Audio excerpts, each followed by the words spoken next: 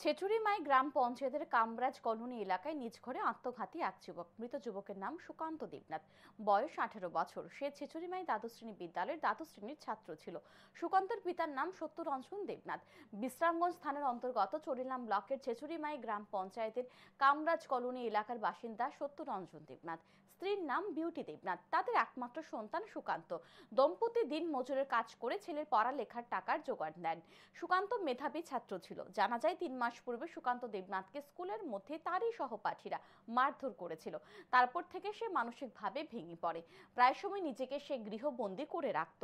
রবিবার সকালে সুকান্ত ঘুম থেকে উঠতে দেরি হচ্ছে দেখতে পেয়ে তার মা বাবা তাকে ডাকাডাকি শুরু করে, কিন্তু সে কোনো সাড়া না দেওয়ায় মা বাবা ঘরের দরজা ভেঙে ঘরে প্রবেশ করে তারা দেখতে পান সুকান্ত আত্মহত্যা করেছে। সন্তানহারা দম্পতি কান্নায় ভেঙে পড়েন। ছুটে আসে পাড়া প্রতিবেশীরা। খবর দেওয়া হয় পুলিশকে। পুলিশ ঘটনাস্থল থেকে মৃতদেহ উদ্ধার করে ময়নাতদন্তের জন্য হাসপাতালে নিয়ে যায়। ঘটনাকে কেন্দ্র করে এলাকায় নেমে এসেছে শোকের ছায়া।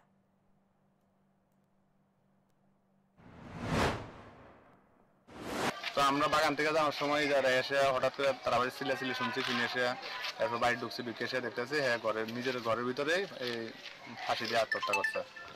এই তো 18-15 পরে স্কুলে খুবই মানে ভালো স্টুডেন্ট আসলে, ছেলেটা খুবই ভালো আসলো। আর মামাটা একবারই করি